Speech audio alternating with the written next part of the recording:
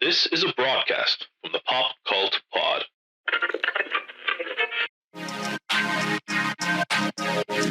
Broadcasting from an undisclosed location in Ireland, known as the Pop Cult Compound, where the craze for film, television, video games, and much, much more. A proud part of the Phoenix Wrestling Network comes the Pop Cult Pod, the only podcast with an actual cult following, hosted by your cult leader, Tompott. That team, it slaps harder than the Pope, dude. Ooh. I mean, we've all watched that video a million times now, haven't we? God, he really just, wow. You know, it's like when you try to take a sweet before dinner and your mom's just out of nowhere like, whoa! Bruce Lee style. I mean, it wasn't even the impact that was impressive. It was that person is just going to be psychologically scared, not physically scared, by being probably the only person to be slapped by the Pope. I mean, like, I don't know if there's a heaven or hell, but she's definitely getting put on the waiting list to heaven, considering she got slapped by the Pope, you know. I'm sorry, I don't know why we're talking about the Pope. This is the Pop Cult Pod, not the Pope Cult Pod. Oh, the Pope Cult God. See, Pop became Pope, and Pod became God. And I kept cult the same because we're talking about religion. Ooh. Satire and controversy to start the year 2020. Yeah, welcome, first episode of 2020. Happy New Year. Hope your resolutions are going well. I'm recording this a couple of days after New Year, so chances are, you know, good luck next year at your resolutions. You've probably broken them by now. It's just better off not to make any, I suppose. This was meant to come out at the end of 2019. Unfortunately, I've been sick. You might be able to hear that now. You might hear a bit of sniffling, a bit of sneezing. Hopefully, I can pause before I sneeze. I believe that we have that technology at the moment in the year 2020, the futuristic year of 2020. So what this episode is a little bit different to the usual one. It is going to be a recap, kind of wrap up of 2019. And the episode after that, hopefully in less than 2 weeks, is going to be a kind of a preview of the year 2020. So it's going to be broken up into roughly 3 parts. One is going to be looking at my preview I did of 2019 as my very, very first episode, kind of looking at what I got right. I gave out some awards, seeing how that went. I had a top 10 of my most anticipated, see how that went. Aside from that, it's going to be looking at a few other kind of awards we're going to give out in other sections. And then it's going to be some of the winners and losers of the year. And then I will do my top 10 films of the whole year. So no news, no trailers, just talking about the year that was in 2019. The Undertaker is also here. I keep running out of time for him. He's been here since I premiered on the Phoenix Wrestling Network. I mean, I let him go home at Christmas, but he's still here. Do you want to say anything, Undertaker? Okay. He's getting really mad about staying in my house and just not having a chance to speak. Next week, next episode, I will make time. You will tell us something. Maybe I'll have nothing to do with wrestling, but I might ask you, I don't know, something about movies or what you're looking forward to in 2020. Okay, just come on now. We don't. He stormed off. Brilliant. Right. I'll try to get him to speak next week. I don't know how that's going to go. We'll see. Hopefully. He's going to be pissed off now all night. I'm not going to be able to sleep. Alright, okay, screw this. Let's just get on to our awards for 2019. It's the first annual Pop Cult Pod year-end review with your host, Tompott.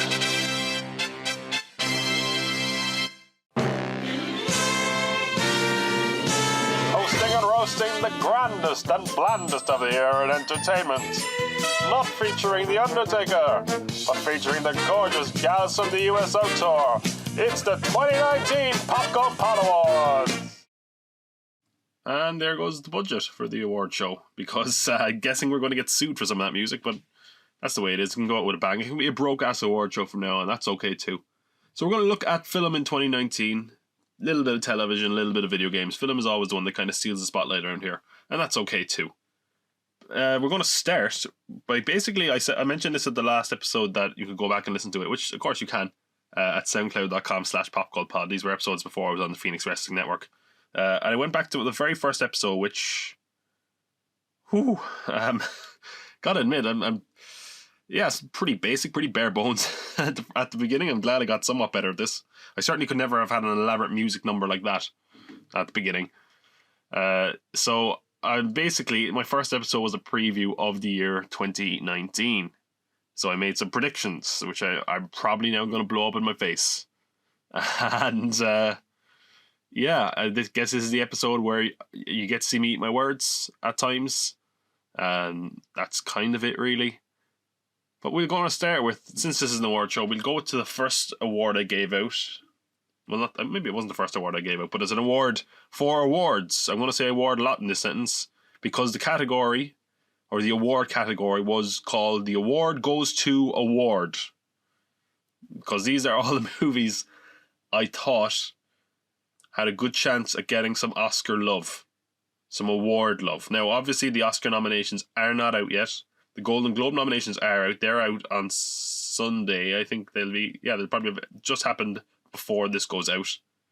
But we have an idea, of course, what the Oscar shape or the Oscar picture is looking like. I'm thinking if I should just... Right, I'm just going to bite the bullet here, okay? I made some pretty good predictions here. I'm going to talk about the one black horse. I guess I call it the black cat.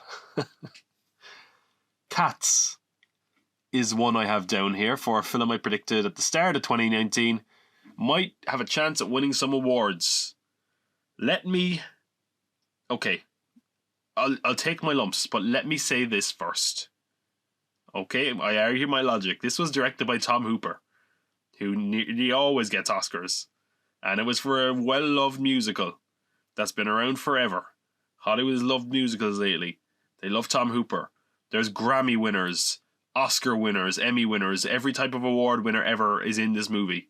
And remember, we didn't know that it was going to be CGI fur until, I think it was CinemaCon. And as soon as I heard that, I disowned this film. So Cats is there. I didn't give it the award at the time. I guess this is as good a time as any to review Cats. Yeah, I'll come back to this award. I'm going to talk about Cats because I have to talk about it somewhere. I have to talk about it because it's just living inside my head right now. And I need it out. Right. So when we come back to the awards, I'm about to review Cats. Of course, this film is being torn apart. For a lot of reasons. It was torn apart as soon as the trailers dropped based on the look of it. Which was far from surprising. And as I do with any films that even I think I'm going to like, films I think I might hate. And, we had a lot of surprises this year, as far as things I thought I'd like, things I thought I'd hate, which we might get to.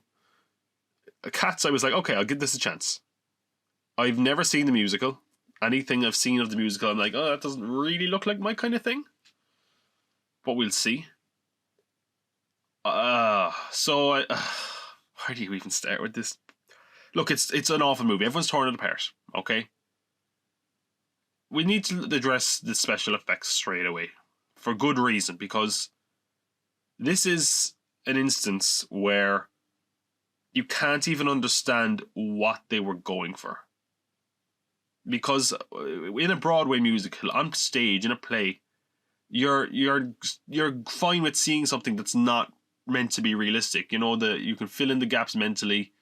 You're watching a representation of certain things. But I guess with this, they were going for it to look as realistic as possible, but the cats aren't meant to be realistic, so that doesn't make any sense. So if they're going for a stylistic representation, it's not stylistic, it's hideous. I do mean that. We're on about the effects of this movie, and people were saying, well, maybe it'll look better on the big screen. No, this is one of the ugliest movies I have ever seen. Now, I will point out that this movie effects are so bad that they released a patch for a movie, which has never happened, really, that I can think of. It happens in video games. In less than a week, they were like, we're going to give it improved special effects, which I don't know what the differences are. I've heard one of the differences, and this is how I think I know I saw the older version. Mind you, there's a week between them. Is that you can see Judi Dench's hands the whole time, and she's wearing rings. To be honest, most of them look like they have hands half the time anyway, so that doesn't matter. The problem with these effects, aside from how horrible they are, is that I heard that a lot of the stuff here was practical as far as the sets and all these kind of things. And it looks so ugly that you think everything is fake. Even the real stuff, you're like, is this real or what? Because it looks terrible. It's a baffling choice that cripples this movie. Now, the thing is, can we look at the rest of the movie without that? It's difficult to watch this movie removed from that bit of ugliness. But we'll endeavour to try, okay? So, I find what I'm finding really interesting is trying to figure out what they were going for with this movie. Because watching it, I'm like, I wonder what the musical on Broadway is like. Is it this? Or okay, I have no idea. This is a really long-running musical. A lot of people love it. They say it's changed Broadway, and it probably did because of the time it came out. I don't think there was anything really like it necessarily. I guess you can give it its praise for that. And a lot of people now, more and more, seemingly, as soon as it came bad, they were like, "Yeah, Cats is notoriously terrible," which didn't really seem like the consensus for a while. Now it certainly seems that way. Post-movie, everyone's saying that.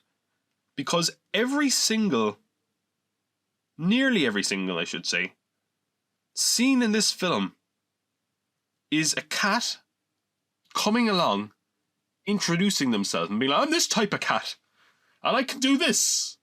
And then that cat gets interrupted by another cat saying the exact type of thing. "I'm this type of cat, and I do this type of thing, and ho ho." And yeah, I remember I was like looking at my watch a half hour into this, and it had happened like 3 or 4 times already, and I was like, "Oh God, this really is the whole movie, isn't it?"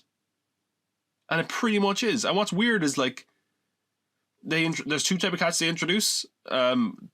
Bustopher Jones and I don't know, something Annie Dots. It was Rebel Wilson and James Corden's characters. Their things are basically just like, "Oh, we're fat and clumsy." Grand, fine, okay. So they're both the same. Then seems to be a big gap because that one cat is just magic. And look, you can buy into a certain weird reality. Of course you can. You're watching a musical. It's meant to be over the top and fantastical, and especially when you're watching something about talking cats. That's grand. The thing is, I mean, as far as the structure goes, it's awful because it is just all these cats coming up and going, "I'm this type of cat." One, like the bad guy cat, Idris Elba, is introduced early on, and yet despite all this, another cat introduces him, like gets his song way later in the film. Taylor Swift sings his song. By the way, one of the few songs I enjoyed actually was the song she sung about Idris Elba, McCavity. So I'm not saying that as a massive Taylor Swift fan or anything. I would also say the other song I enjoyed, she co-wrote with Andrew Lloyd Webber, which is a new song. It was a very interesting choice, actually. They have Memory is obviously the one everyone knows from Cats. But this song is sort of the antithesis to that. And that character, in that, this character that's been kind of shunned from society, and it's kind of like, well, at least you had that once. I've never had that, and I might never have it. Which is an interesting idea. And the rest of the film, though, there's not really a plot.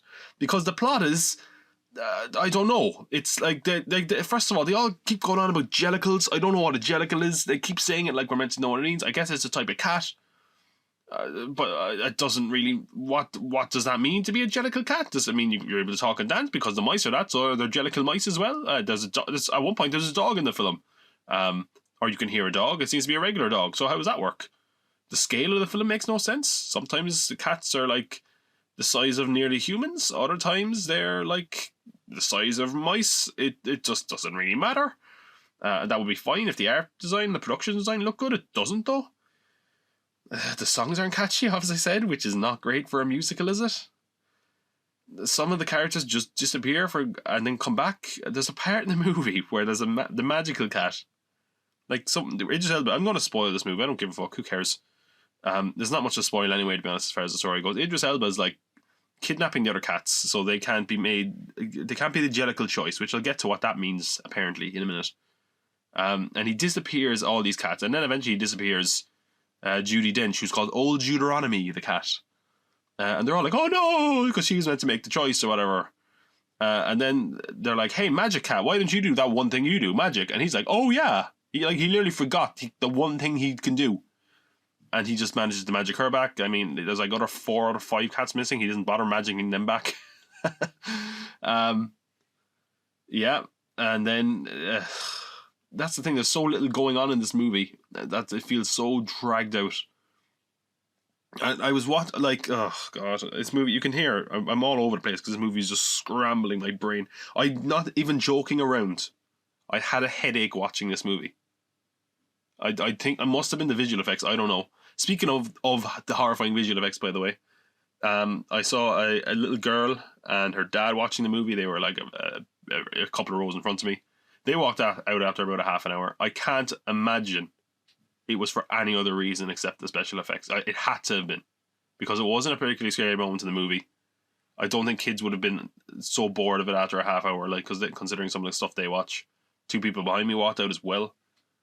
I mean, I got, as I said, I looked at my watch at the half hour mark. That was the time where I was like, I want to walk out. I have not walked out of a movie in a long, long time. I can't even remember the last time I walked out of a movie. I didn't walk out of this. I did not want it to beat me. And I needed to know what was going on. And I didn't become any clearer. So the jellicle choice, apparently what that means is they put you in a chandelier with a balloon and then you fly into the sun. They sacrifice a cat to the sun, apparently. I tried looking up this and understanding. Apparently it's some form of rebirth, but no, that's just, you die. You die. And what's even weirder is, like, some of the things the cats seem to want, they're like, oh, I want this. They guess they think it's rebirth. They're just flying cats into the sun. I don't know what else to say. Some of the performances were okay, but they're completely marred by the horrible visual effects. Even the dancing, it looks so unreal because of the visual effects. It looks like it could have been done with a computer. And there's parts as well where you're looking at the bodies and you're like, you could have really just achieved the same effects with a leotard. I said a leotard. A leotard? I said that strangely for some reason. Oh, it's awful. It's a baffling movie. I didn't even enjoy it on a so bad. It's good level. It's just miserable to watch. It's boring. Nonsensical. Jellicle. I didn't enjoy it. Don't see it. I was literally baffled. I wanted to figure this movie out. I was watching it and being like, who thought putting this much money into this was a good idea? I was actually reminded of the producers, where you could make more money with a flop. I'm like, there must be some sort of scam or money laundering or something going on here, because I don't understand how Universal could put this much money into something that looks this terrible. This is one of the worst looking, worst executed films I have seen being put out by a major studio in a long time. Maybe of all time that I can think of. It's baffling and it's terrible. So yeah, Cats. And I put that as the film I thought might win awards. Yeah, how innocent and foolish I was back at the start of 2019. I'm wiser and older now. I really hope we're not going to have to take a wide diversion for every awards category. We better get back to these awards. That was Cats. As I said, not very good. I predicted it. Let's move on. The award goes to award. I also predicted You Are My Friend, which it was called at the time. Now it's called A Beautiful Day in the Neighborhood. This is the Mr. Rogers one. Don't believe this has come out in Ireland yet. It has got good reactions. Could very much have a good chance of awards love still. We shall see. It wasn't far off the mark there. Once Upon a Time in Hollywood, that'll get some love, of course, for Tarantino. And Little Women, I said this was the most likely to get awards. I think, yeah, it probably will. I don't think it's not going to, be the biggest winner of awards season, but it definitely is going to get a few things. I saw this as well. That was a very good movie. I enjoyed it quite a bit more than I thought I would. I thought Florence Pugh and Saoirse Ronan especially were very good. And then it was very well directed. I haven't seen Lady Bird, much to my shame, but Greta Gerwig is a good director here. I had like a long list of other films that I don't think I mentioned in the podcast. I mentioned Ford v Ferrari. I don't know if that will get much love. It probably might get maybe a screenplay nod or something. Downton Abbey, I don't think that's going to get anything. Joker will get something, certainly, definitely. Probably a nod for Joaquin Phoenix. Us is another one that I could possibly see for a screenwriting one. That was a long shot just because Get Out was, got some award consideration. The Goldfinch, that was another one that was a big swing and a miss this year. Just had potential to be an awards one and ended up walking away. I mean, not even empty-handed, just got laughed out of the place. And 1917 by Sam Mendes, which I think is being released in Ireland very, very soon. Also one that's getting a lot of award consideration. So wasn't far off the mark with those ones. For the awards goes to Award.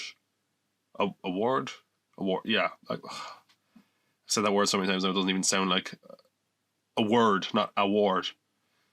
So what I'm also going to do for these ones are I'm looking back at what my predictions were. I would say if I had to do it now. I mentioned The Irishman as well. I'm not sure where I would change that to. I still think it's a fair, if this was genuinely going to pick Best Picture, I'm still not entirely sure what will win Best Picture. So it's interesting. I think that's still a very open category that we were going to see as soon as we get close towards the actual Oscars. Not the Golden Globes, of course, not always a great indication, but we'll see. Another award I gave out last year was the Reboot, Remake, or Wait, Haven't I Seen This Already award. This is for films that are reboots, remakes, or just something where it's like, wait, we've seen a lot of these type of films recently, haven't we? I talked about a dual nomination, which was A Dog's Way Home / A Dog's Purpose 2. These were these talking dog films, which apparently are massive and really successful. These came out, I think they did fine. I might have exaggerated slightly how well they would do, because I think the first Dog's Purpose made like $200 million. It made $80 million in China alone. We're going to talk a lot about China in a minute, because we've never done enough talk about China on this podcast. Jacob's Ladder. This is one that at the time I was like, is this actually coming out? Because it was mentioned. They said it was coming out February 1st. I think this came out, maybe. No one cared. Might have gone straight to DVD. It wasn't any good, so who cares? Charlie's Angels. I asked the same questions at the time that I was asking really up to the release of this, which does the world need another Charlie's Angels movie? Do people really care about that brand? People didn't watch it on TV. I actually have all that stuff written down a year ago, and I was still saying it now. I actually quite liked that movie though. I thought it was a bit of fun. Dark Phoenix. We've seen that before because it was X-Men 3. And the Lion King remake, which we literally seen before. So I gave the award at the time to Dark Phoenix because it just seems so totally pointless. If I had to give it again, though, I would definitely give out to the Lion King because it's just the same thing and way, way worse. Dark Phoenix was, totally forgettable. But the Lion King, I think, is so close to the original and yet so fair in that respect, and that's so bad compared to the original that I think it deserves to be branded as too similar, more so than Dark Phoenix. So yeah, sometimes these awards don't necessarily go to the film I want to see or the film I don't like. It goes to the ones that fit in most with the billing of the category. So the billing of that category being something we'd seen already. The Lion King was something we'd very much seen already, whereas Dark Phoenix at least was a little bit different, even as much as it adapted the same storyline. There was a long list for this. I don't think I mentioned them, mainly because a lot of the time I only wanted to nominate a film once in each category, but Dumbo, came out pretty much similar. Didn't end up seeing it, being honest. Child's Play, something similar because it was a remake, but I will admit that it was very, very different to the original, so it deserves props there. Grudge, The Grudge never came out in 2019. I think it only just came out to start this year. It's apparently terrible. Don't see it. Aladdin, I will admit I enjoyed that more than I expected. Little Women, it's been adapted 8 times or something insane. I haven't seen the other adaptations or read the book, so it made no difference to me or my enjoyment. Terminator 6, how many times have we had a Terminator movie? And basically they were just like, let's make a sequel to Terminator 2 and do exactly what Terminator 2 did. Which is every Terminator sequel, just like, send another Terminator back and he can fight Arnold and that'll work, basically. So yeah, there's another award I gave out at the start of 2019, which was the "Oh no, they made a film of this" award, which is an award for an adaptation. And the nominees were, I should say, the Playmobil movie, Pet Sematary, Pokemon Detective Pikachu, Sonic the Hedgehog, and then on the long list I had Alita, the Lego Movie 2, Call of the Wild, which never came out this year, and Ugly Dolls. Sonic the Hedgehog, of course, also never came out this year. So they made a film of this award. At the time I gave it to Detective Pikachu, and I gave it to it because it was like, this is one I would actually be interested in seeing, and maybe it'll break the curse of the video games movies. I don't think it broke the curse, but I thought it was a decent movie. Better than I probably expected it to. It's probably the best out of those, at least out of the short list of nominations. As far as what they adapted, the Playmobil movie had one of the worst launches ever. Most people didn't even realize it came out or care anyway. Pet Sematary was fine. It had an okay year. Alita was a film I quite liked. to be honest. I could possibly give it to that on that regard, but I would stick with Pokemon because I think as far as making a video game movie and having it be half decent, I think it deserves a little bit of props. I had an award for the superhero films of the year. In the incredibly long title, the Superhero Award for films with superheroes, an award where only films with superheroes are eligible. I changed that to comic book movies because some characters we traditionally think of as superheroes don't have superheroes and would therefore be ineligible. So you know the ones I mean. That was actually the title of the award, and the reason I had that in is because I was going to call it the Superhero Award, and then I knew someone was going to be like, "Oh, well, the Joker doesn't have superpowers," and I was like, "Oh, right, okay." And then someone was going to be like, "Oh, well, what about Hellboy?" And I mean, Hellboy, I don't know if you count him as a superhero, but he's a comic book movie. And then you're like, you're just opening the doors to everything there. So, the Superhero Award, I gave this, I think, the same as everyone, I gave this to Avengers Endgame. Possibly the one that most people were excited for after the cliffhanger to Infinity War. And I would probably put that as my most enjoyed comic book movie of the year. Certainly. It's not like it's high art or anything. In fact, it's probably worse than Infinity War. At least structurally and story-wise. But it's such a giddy, moment to see some of these characters come together. I've watched it a couple of times now. It's just incredibly enjoyable. If you're invested in these characters and these superheroes, how could you not be? But I also nominated Captain Marvel. Captain Marvel was fine. I thought it was good, but again, I've forgotten it mostly, to be honest. Spider-Man, Far From Home, I think I actually singled out Spider-Man as, if it wasn't for Avengers, it probably would be Spider-Man. I like Spider-Man a lot. I thought that was some great visual styles there. I definitely probably put that as up the top of the superhero movies this year. Shazam, very good, really overlooked film, unfortunately. I hope that changes because that was a really fun movie. I really enjoyed that one. I would put that over the other Captain Marvel film this year, and maybe up there with Spider-Man Far From Home, maybe. I don't know. Joker, I mean, people love this movie, ate it up. People said it's the best comic book movie of all time. I didn't feel that way. I thought it was okay at best, and if nothing, original. But that's all opinions are, aren't they? Hellboy, I was critical of this. I didn't like it at the time. I get the feeling if I watched it now, I'd probably be a bit less critical of it. I thought it was fine. I thought it was, just kind of popcorn blandness. It was grand. Brightburn was nominated on the long list. Brightburn was good. I quite liked Brightburn a lot more than other people did. Dark Phoenix, less said about that the better. New Mutants, which was nominated for it last year. Probably be nominated when we do our next episode because it still hasn't come out.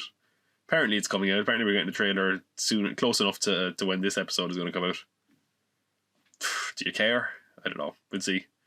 God, I would love if that movie just came out and was good. Wouldn't that just be such a what was the point about any of this?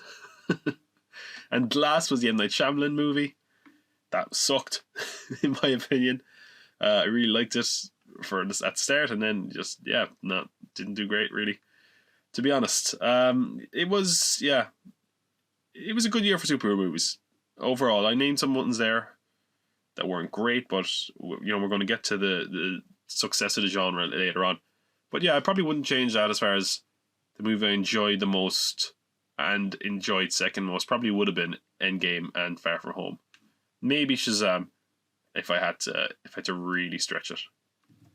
Next award was the Probably Be Big in China award. And we've talked a lot about China and Chinese box office on the Pop Call Pod. In fact, you go back to a couple episodes ago, and we talked about kind of how it's an unpredictable market, and that this year will definitely prove that, because there is a lot less reliable revenue coming from China than there used to be. So I nominated 4 films. I nominated 2 kind of weird ones and 2 kind of sure bets.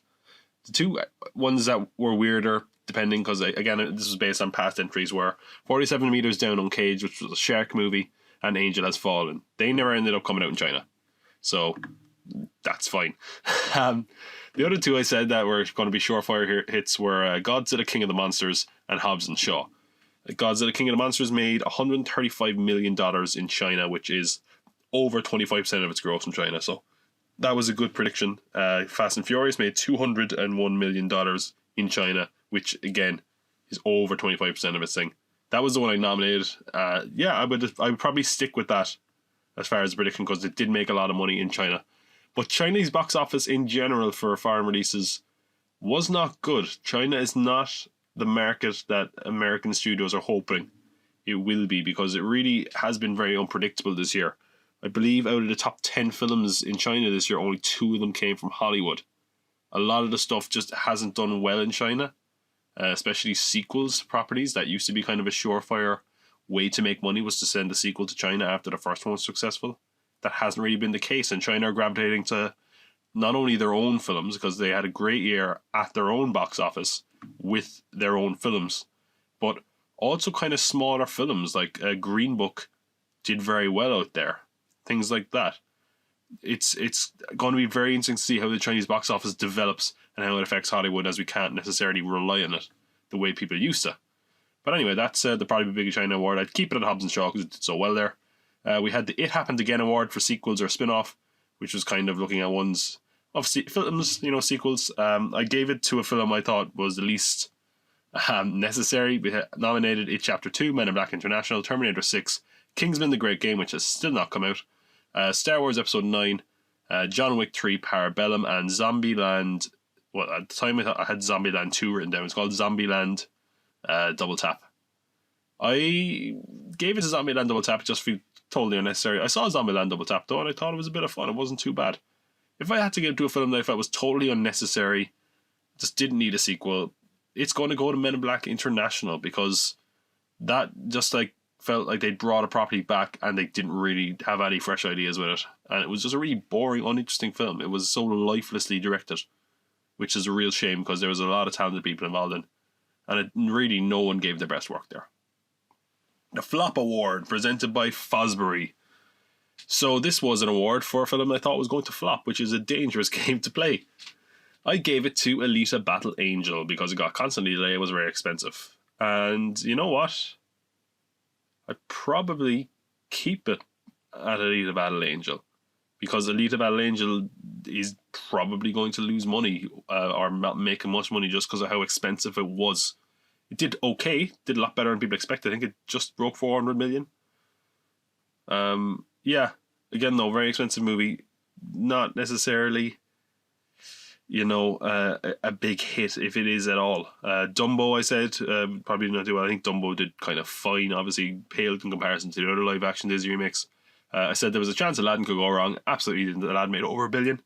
Rocketman, I said could do, a bit mixed because of a competitive summer. But it had a very low budget and it did quite well in the end. 200 million to a 50 million one. Again, it might have been a bit disappointed in comparison to Bohemian Rhapsody, but it did pretty well. Tidy profit at the end of the day. Artemis Fowl also did not end up coming out. Flop awards. Obviously there were bigger flops this year. Massively. Playmobil, for example. Cats, another example. Terminator. That was not a bad prediction. Close enough. Someone please think of the Children Award. This was for kids films. Jesus, there was a lot of the kids films, and I'm going to bother naming them. I gave it to Toy Story 4. I probably would, because I think that probably was my favourite kids film of the year. Probably my favourite animated film of the year. But nothing I felt as strongly about as maybe, films in previous years. Like, Spider-Verse the year before, I was like, that was an amazing film. Toy Story 4, I was like, that was a really good film. But I also not saying it's the best animated film of the year. It's kind of, that's fine. It's not really a massive statement. And then we come to the top 10 of the year, which I unveiled last year. These were, this is not a good list. This is the top 10 films I was looking forward to. And now I will preface this by saying, remember, a lot of the awards films, the films we're all buzzed about that everyone says are critically acclaimed, we don't necessarily know about at the start of the year. Sometimes they pop up at film festivals and they get a great reaction, and we don't know much about them until then. So I will preface it by saying that. And also, you don't want to just pick a load of small films. That's not fun. I picked a load of blockbusters because I didn't want to go too obscure. I wanted to draw people in because it wasn't my first episode. But yeah, here's my top 10, and I will give my thoughts on them and whether they would still be on my top 10. Okay, so the number 10 film I was excited for at the start of 2019 was Hellboy. I liked the first trailer more than most people, and I was reading Hellboy at the time, so I was pretty excited about it. But yeah, not great. Definitely didn't belong in my top 10. definitely not in my top 10 of the year. Toy Story 4, number 9. Yeah, this was a pretty good movie. It wouldn't be in my top 10 of the year, but, you know, again, I had my reservations about it being made, but yeah, I was pretty happy with how it worked out. So, yeah, I'd probably keep that in my top 10. The Joker, or Joker, sorry, I suppose that's the title, Just Joker. Not Just Joker, Joker. Yeah, again, a film that I think I was justified in being excited for. It clicked with a lot of people, didn't click with me. Yeah, I guess, I mean, it's not my top 10 in the year, so I guess that merits out. I didn't like it that much at all.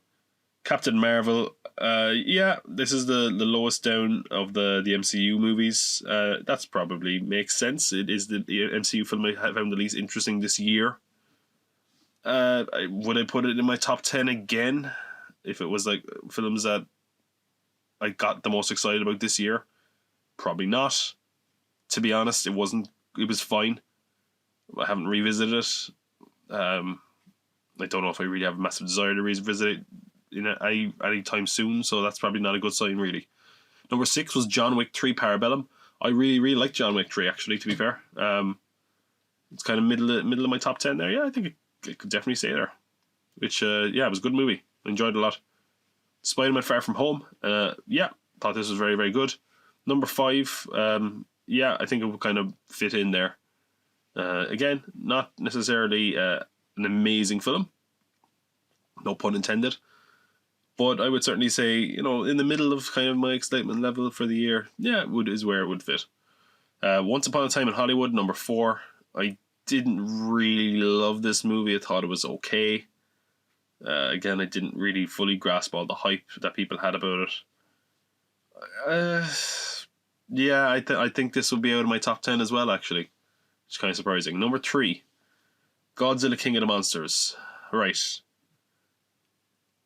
Now, I will say, the trailer that came out for this in 2018, that would have got me excited in 2019, was an amazing trailer. But I did not like this movie at all. That can get straight out of my top 10. Not a very good movie at all. Very disappointing. Has probably damaged the franchise in general. Number 2, The Irishman. Yeah, I was excited for this. I really enjoyed it. I mean, it's hard to say it's a movie to get excited about because, of course, we didn't really know much about it when I first talked about this movie, when I first put it on my list. But it is a kind of a slow, talky drama, you know. But it is a good movie, so I guess, you know, probably will be in my top 10 of the year, which we'll talk about my top 10 of the year in a minute. Avengers Endgame topped the list for me, films I was excited for. Very much, it delivered on the excitement and the hype I had for it. Delivered on my expectations, so I guess, yeah, it definitely belongs in the top 10. Definitely towards the top. So, yeah, that was that was looking back at what I thought of the year in film before it began. You can see there's a lot of stuff I was wrong about. A lot of stuff I've turned away from. Let's look at kind of giving out some new awards now that we've seen some of these films. So I'm giving out an award here to The Franchise Killer, which is an award I'm giving to films that really were either a continuation of a franchise or looked like they were going to be the start of a franchise and just fantastically killed it really easily. Hellboy. I mean, how you take a film with a 50 million budget with a named property like Hellboy and you don't even really make a tidy profit is baffling. Totally mismanaged franchise, not very well done. Not likely to see Hellboy back on cinema screens for a long time, if ever, after this. Total disaster. Charlie's Angels, this just didn't do very well at all. Which, as I said, I quite enjoyed it, which is a shame. I thought the cast were great. It's nothing special, to be honest, but it's a fun little film that didn't do great. Franchise Killer, Men in Black International. Yeah, wow. Talk about just falling over your feet. I mean, that's falling over your feet before you even reach the start line. Like, they wanted to bring this franchise back, this property back. They got a talented director. They got actors who have chemistry and are good and are liked. And they somehow didn't manage to get the best out of anyone here, let alone the script writers who wrote this, because it was a dreary, forgettable film that had nothing original or good to do with the property and was just a total waste of everyone's time. Last entry in the franchise killer was Terminator Dark Fate. This was, of course, meant to be the start of another trilogy, which we've heard a million times with Terminator. It was also meant to be Terminator 3, which we've also heard with every Terminator film. The proper continuation of Terminator 2. It was the big return of Linda Hamilton, the big return of James Cameron, apparently, even though he's kind of seems to, he's always involved a little bit. And then he kind of distanced himself when it's shit. Well, yeah. It was a total bomb. I don't think it was terrible, but it wasn't really the fresh start it needed. It just kind of felt like, oh, it's just kind of one of the other Terminator movies, more or less. I think it's probably the best Terminator since Terminator 2, but that really doesn't say much. Terminator, I think, after this film, is dead as a film property. Like, I think this was the last big chance, and it spectacularly bombed. So, yeah, this could be it for Terminator on cinema screens. Maybe we'll see a TV show or something. And the award goes to, drum roll please, Men in Black International, for a lot of reasons. You don't need to clap that hard for it. It's not a good award to win. When you look at the other films, oh, you're still clapping. When you look at these films that were nominated in these categories for the Franchise Killer Award, you had Hellboy. Hellboy was R-rated and a relaunch of a property that was never great anyway. I don't think they necessarily had massive hopes for it. And at best, it might turn a tidy profit. Charlie's Angel was, again, one that was being rebooted after a long time away, not necessarily much brand recognition. Terminator, coming off a lot of bad sequels, and it's R-rated. This one should have easily been the biggest slam dunk. And it was so hard for them to screw it up, and yet they managed to do it. They had a talented director, they had a talented cast, and they made something so boring and lifeless that it killed the franchise, and it's exactly what they deserve. The next category is the MIA Award, the Missing in Action Award. These are for properties that went missing over the course of 2019. We thought we were going to get them, but we didn't. And most of them, I think all of these are now coming. Yeah, all of them are now coming out in 2020, apparently. I'm going to give it to the one I feel was necessarily the most missed that we could have done with, as opposed to the one that I was most excited for, or what have you.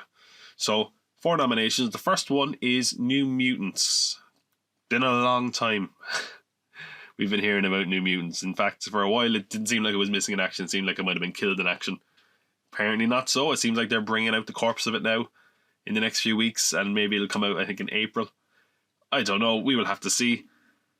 We had Sonic the Hedgehog, which was meant to come out in December, I believe. And now instead it's coming out in February.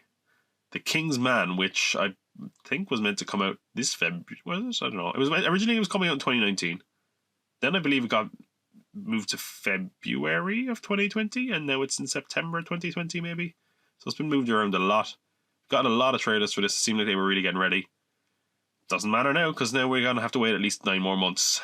And Doom Eternal, the next Doom game, was meant to come out at the end of this year, and instead it's now not out till, I think, early 2020. So, as I said, I want to give it to the one which I feel was missing the most, the one that we really could have done with. So the winner of the MIA award goes to Doom Eternal, because when you look at the calendar year of games this year, there wasn't much that came out this Christmas, and I feel like Doom Eternal was sorely lacking in the video game market at the end of the year. The first Doom was a great game. Doom Eternal looks to be great as well, so it's a real shame we didn't get it this year. New Mutants, you can win this award next year. The next award is the Troy McClure Award, and they call it the Troy McClure Award because you may remember some of these people from such films or such television shows as blah blah blah. In other words, it's an award commemorating cameos this year, and there were a lot of them. Okay, and I want to rule out a few that first, just because I haven't seen them, so I don't want to comment on them. Might be unfair. There's a few things here on these lists that I feel deserve mention, even if I haven't seen them myself. I haven't seen Always Be My Maybe on Netflix, which featured apparently a really great Keanu Reeves cameo. I've heard in the new Michael Bay movie on Netflix, on Underground 6, Ryan Reynolds cameos as himself, which sounds interesting. But anyway, these are the ones that I saw this year that stuck with me that I really enjoyed. First one from television. There isn't a lot of television nominations this year, just because there's so much in television, it's hard to keep track. But What We Do in the Shadows had a great episode. I won't say the cameos or who's in it, because there is so many cameos in it, but there's a vampire council which features cameos from massive celebrities that were just totally unpredictable but hilarious all the same. Just very well done, very unexpected. Batista was also in that episode along with I think a few other people, so it was really just a jam-packed episode of cameos. I'm going to give it specifically to the Vampire Council because of how many fantastic cameos he squeezed in there. The Lego Movie 2 had a fantastic cameo this year that I nearly forgot about until I looked back at the year 2019, and that was a cameo by Bruce Willis. During the movie, our characters are walking through the air ducts, I guess crawling through more specifically, and they run into Bruce Willis, who is very defensive about him being up in the air ducts, insists he doesn't live there. This gets it there for a few reasons. First of all, you managed to get a Die Hard reference to the kids film, which I love, but the fact you also got Bruce Willis to do it is fascinating, considering he seems like a curmudgeon-y old so-and-so nowadays. So it was great to see him lighten up a bit, and it was just so unexpected and random that I loved it and thought it was incredibly funny. In fact, I'd forgotten about it, as I said, and I watched it back and it got another laugh out of me. Bill Murray in Zombieland 2 over the end credits. Of course, he was in Zombieland 1 famously, and he's in Zombieland 2 again, a bit more violent in this one, which was fun to see. Yeah, that was a good one. Kevin Hart and Hobbs and Shaw. I mean, a lot of the people in Hobbs and Shaw, to be honest, just surprised they were in it because it didn't really seem in American. Ryan Reynolds in Hobbs and Shaw as well. Kevin Hart as kind of what you call him, air marshal who kind of wants to join the fun. Was a memorable cameo that came out of nowhere and shocked a lot of people. Edward Norton in Alita Battle Angel, at the very end of the movie, where he just comes out looking like James Cameron, and we're like, that is Edward Norton, and then the movie ends. Really led to nothing, but there you go. Stan Lee gave his last cameo in the MCU this year, but I want to give mention to his two cameos. One in Captain Marvel, which is obviously the one just after he died, where he was reading Kevin Smith's script. There we go. To Mallrats, and it's just him playing himself, which was great to see. And also in Endgame, where he plays actually presumably himself as a hippie shouting at a military base. We had Usher in Hustlers. This was a great cameo where it just all the girls went crazy because Usher walked into the club, and there's barely anything to that cameo. It was just amazing to see. Another one is a character playing another character, which was a cameo, which was Mike Moe as Bruce Lee in Once Upon a Time in Hollywood. Bit controversial, but I thought the actor did fantastic, and it was cool to see a Bruce Lee mention in the film, if nothing else. It's a tough category. There's a lot of good cameos this year, and that's only the ones I remember. I'm sure there's many more, but all the same, I'm going to give the Troy McClure Award of 2019 to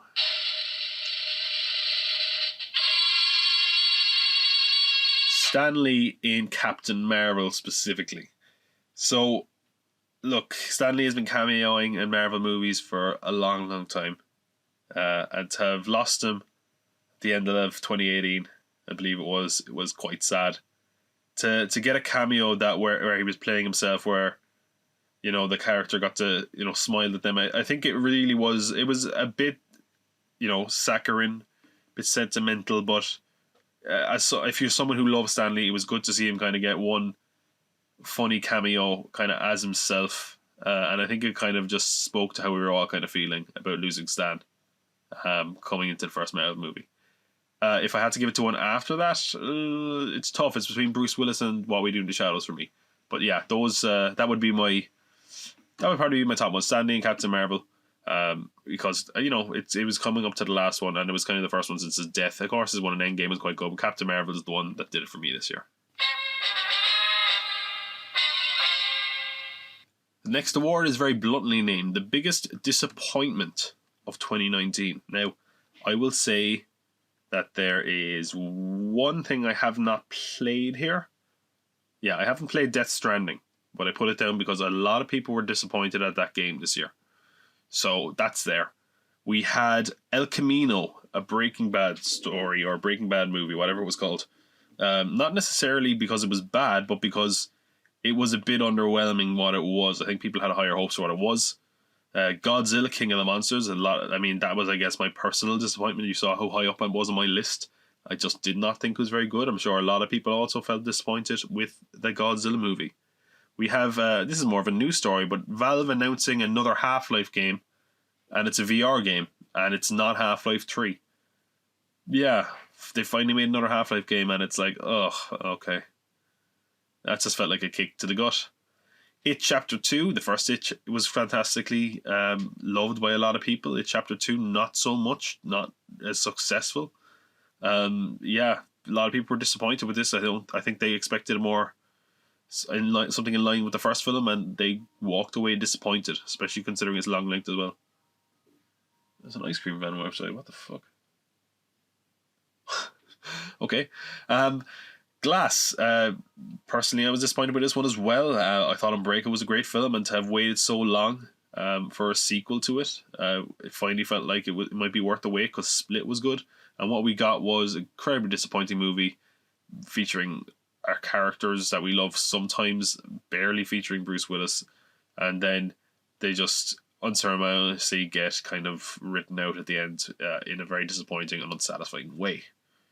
Rise of the Skywalker. I haven't talked to this, I haven't reviewed this. It's a total mess of a film. Very unsatisfying from an ending point of view, if that's what you wanted. Overly crammed, overly busy. Not entirely sure what I want to do. It just feels like a really poorly panned out trilogy. And not a satisfying ending if you did love these characters, which some people did, some people didn't. Again, Star Wars didn't even make my top 10 of the year. I like Star Wars, but I also kind of feel like, who cares? That's kind of how this has me feel at this point. So yeah, it was a bit of a letdown, to be honest. Didn't feel like a proper ending. Feel like it didn't really make anyone happy. And I guess that also goes for the Game of Thrones finale, which left people angry, disappointed. I mean, the whole final season, you could probably put it as a big disappointment. Certainly from about episode 3 or 4 onwards. It was suffering from, rushed writing, character motivations that sort of came out of nowhere. Just decisions that didn't really work or weren't really befitting of the intelligent writing we got in previous seasons of the show. And again, Game of Thrones wasn't always a perfect show, but it felt like what we got here was a rushed, ill-thought-out final season. The worst thing about it is that, to be quite honest, it feels like the stuff in there could work if they had given it the time, but they didn't. They rushed it, and because of that, it was a massive disappointment. So, I am going to give the award to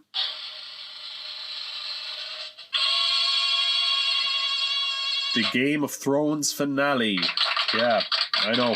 Yeah, I'm going to give it one more last dig to Game of Thrones before the end of the year. Right. Look, some people are now kind of going the other way and saying, oh, well, leave it alone. It was never that great, or, oh, it wasn't great. Look, again, I'm one of those people that kind of felt like, yeah, Game of Thrones was pretty great. But I also was never as invested as some people. It was an awful finale, okay? It just wasn't very interesting. It was a rushed final season. Character arcs were rushed, and again, it does feel like this could have been done better if they'd given it the chance, and they never, unfortunately, really did. And because of that, we have quite possibly one of the biggest cultural disappointments of all time in 2019.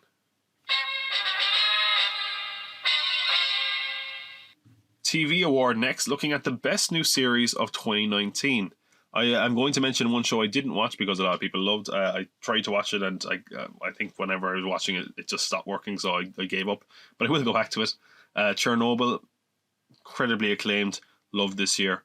I just haven't checked it out, so it's not going to win, but I'm sure a lot of people will put it as their best new series of 2019. But for me, best new series were The Mandalorian. Again, it was nice to see something Star Wars that people really ate up for a change, which has not really been the case for a long time. The Boys, a dark superhero series on Amazon, which was really good. In fact, I thought it was better than its source material. What We Do in the Shadows, one of the few new comedies this year that I thought was really, really good. It's, of course, adapted from the Taika Waititi movie. Taika Waititi, there we go, sorry. Comedies movie, fantastically done. that was also different enough from the movie to make it feel fresh. Watchmen, we finally got the Watchmen TV series that was totally different, I think, to what people expected, but also incredibly original and really enjoyable. His Dark Materials, we got what a lot of people would say was a more definitive adaptation of the book. Not necessarily loved by everyone, but certainly better than what we've got before. So I am going to give the award to... Oh, I pressed the wrong button on the sound effect machine. Give me a sec. Let's try that again. Now remember to cut this out. I am going to give the award to...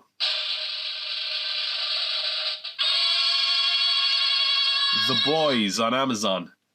Yeah, talk about a series that I was aware of because I'd read some of the comics and really thought it was going to be average at best, and yet it managed to really elevate on its source material. And when you look at a lot of these shows I mentioned, they're adaptations of a previous work. In fact, aside from Chernobyl, which I mean the previous work I guess being Chernobyl, they're all in some form adapted from a property that we've had. You know, Mandalorian is Star Wars, What We Do in the Shadows was a movie, Watchmen was a comic, His Dark Materials is a book. This is the one where I really feel like they elevated that property. It was better than its source material. It was well acted and dark and violent, but not to a sadistic degree in a lot of cases, which I felt the comic often could be. It was funnier than I expected. The storylines were better. It was just fantastically well done, and I'm looking forward to the second season. The next award is the Plug for the Future Award. And what that means is it's a film that awkwardly kind of did a, like, let's set up a universe or a sequel really, really awkwardly. And I'm not sure if any of these are necessarily going to get them, but let's talk about them anyway. Sometimes a lot of these movies put their shared universe ahead of building a competent first movie. And I think that was true in some of these cases. First one, Brightburn. Brightburn was good, did a very good job of just telling its story, and then over the kind of credits, there's hints at a whole Dark Justice League. I don't know if we're going to get that. It kind of made it feel a bit more of derivative of, you know, superhero movies than it was to begin with. So, I don't know, it felt like a lazy kind of plug for possible future movies. Godzilla King of the Monsters, a lot of talk of Kong because that's the next movie. And other monsters, and this monster's still alive, and yeah, that was a lot of that in that movie. And also, to be honest, I think if it wasn't for the fact that there's already Godzilla v Kong in production, I think we might have seen the death of the franchise here. Pokemon Detective Pikachu. Yeah, there was a few things here where it was like in future movies, and there was a few other things where it just felt like they made certain creative choices because they knew that if they made another movie, they would have something in the tank. I think that's probably towards the bottom of this category if it was ranked. I think it's less guilty than some of the other parties. Alita Battle Angel for basically ending the film on something of a cliffhanger and then revealing Edward Norton to be a big bad for any future installment. Right. I'm not sure this one. It comes down to about 2, maybe. I don't know. Alright. The Plug for the Future Award goes to Alita Battle Angel for just ending the film so suddenly because they wanted to save something for a sequel, for bringing Edward Norton in as a James Cameron looking guy because that's meant to get our interest for another movie. And your chances are you're not going to get it. So, yeah, really embarrassing leap there, Alita. Godzilla King of the Monsters was close to it, I think. But again, it's going to continue, so I think it's slightly less embarrassing. But yeah, Alita Battle Angel, not a great look, to be honest. The next award is for visual effects, the Eye Bleach and the Eye Poke Award. Eye Bleach being apparently something on Reddit where you wash your eyes out with it, which I'm sure would also sting, but the idea is that you get rid of something horrible by looking at something lovely. And the eye poke being something you wouldn't necessarily like to happen to your eyes. So the eye pokes are the bad ones. So the bad visual effects this year. Princess Leia being back to life in Star Wars Rise of Skywalker. There's some really awkward CGI scenes with Princess Leia, with a younger Princess Leia, with scenes where it's just like she probably was saying something totally different out of context here. Really awkward. It's like when they brought back Tony Soprano's mother. Why bother? The Irishman parts. The Irishman had some decent effects for the most part, but anytime that they had to kind of walk around or move like young people, it didn't work. Like that scene where Robert De Niro had to beat up a shopkeeper and it looked like an old man kicking a young man, and the young man just kind of fumbled around the ground when he could have just got up and ran away, because that's clearly an old man's legs kicking you. Cats. I mean, the whole movie. Sonic, his initial design, which was released in 2019 and will not make it into 2020, so good work there. The worst ones, I'm going to have to give it, undoubtedly, to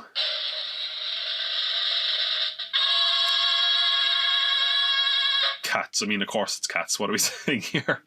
Sonic's initial design was awful, but they're changing it, and they changed it in 2019, so you got to give them some degree of credit. And that was only in the trailer. What's really funny as well is going back, I listened to my first episode or bits of it. I called it right away, man. When we talked about Sonic, I said, if you look at the way they're marketing this, they're not showing off his face because they clearly have got and made a mess of the way he looks. Thankfully, they fixed it. But Cats, they didn't fix anything. It's a totally distracting, awful looking nightmare. One of the worst looking films I've seen in cinemas in a long, long time.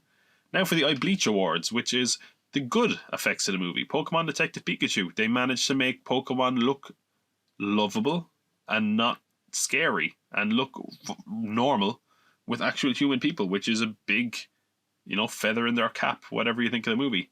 The Lion King. Didn't like this movie at all, but the visual effects for it are fantastic. They look like real animals. I don't know why they made that creative choice, but the visual effects are fantastic.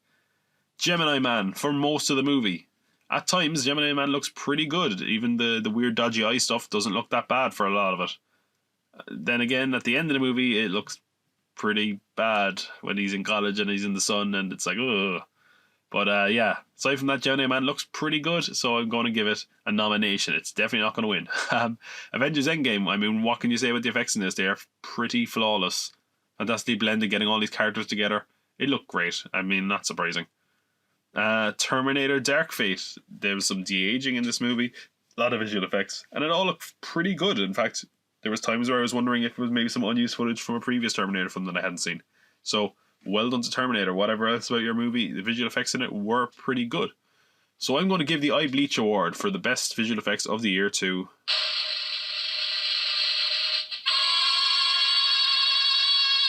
The Lion King. I mean, I hated this movie, but the visual effects were fantastic. They looked like real animals. They obviously put a lot of work into this. The lighting of them worked perfect. You could have easily convinced so many people, including myself, that these were just real animals, and I would have easily believed it. Fantastic visual effects, to be fair.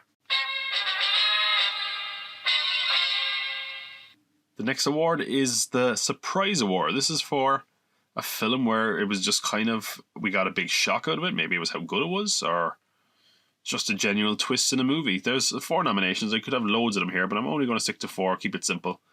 First one, Aladdin was kind of good. I mean, it looked awful from trailers.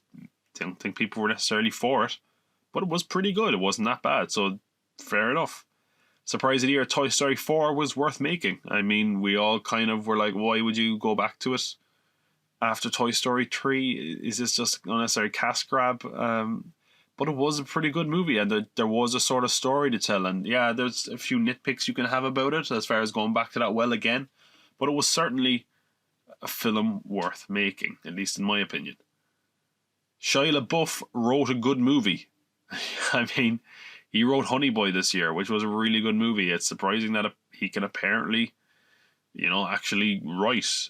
As much as he's had his problems the last few years, that was something we didn't really see coming. And the last surprise of the year is the identity of Rey. I'm not going to say it was, but Rise of Skywalker revealed Rey's true lineage, and It was a bit of a surprise, mainly because it raised a couple more questions. But regardless, it was certainly one of the surprises of the year. And the winner of the surprise of the year is...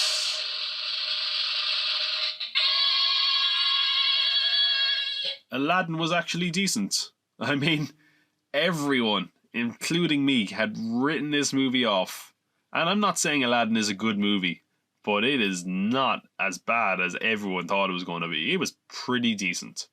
And that was really a surprise, because this thing looked absolutely dreadful, judging off the first looks and first trailer. So, if nothing else, it was surprising that it turned out halfway decent.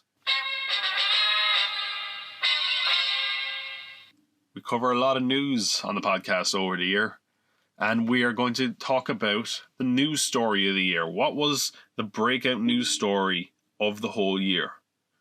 Disney officially acquiring Fox. It was talked about for a long time, but it finally happened this year, if you can believe it. It's been a long year. Spider-Man leaving the MCU for a bit and then kind of coming back. That was a massive news story. Went on for about a month. There was news everywhere about that, rumors, speculation. I did a whole topic on it, which I don't know if I've done with any news story. Sonic the Hedgehog is terrifying looking. I mean, he broke the internet. Thankfully, they saw sense and decided to fix him as a result. Kevin Hart, is he hosting the Oscars? That was a segment I had on my podcast at the very start of the year. Is Kevin Hart hosting the Oscars? Because really, it kept coming up where he's saying, "Oh, yeah, I'm hosting the Oscars. I'm not hosting the Oscars. I might host the Oscars if they call me. We don't want him to host the Oscars." It was like, it went on forever. It was, terrible news story. James Gunn returns. Yeah, believe it or not, it happened this year. You kind of forgotten about the whole thing, but James Gunn returned to Marvel, and he's going to direct Guardians of the Galaxy 3 again. Seems so long ago all this happened. Scorsese has a beef with Marvel. This went on, and it's still kind of going on to a certain degree. He called out Joker recently as well, where he was talking about how much he thinks these movies are really not of any merit, which was not entirely surprising, but it got a lot of ink, as they say. Even though I guess it's probably got more like, I don't know, whatever the digital equivalent of ink is, digital ink, I guess. I don't know. Robert Pattinson is announced as Batman. Massive story. Always is going to be when someone is announced as Batman.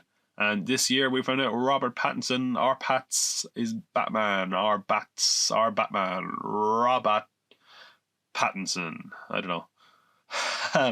Anyway, a lot of big news stories this year. I am going to give the news story of the year to...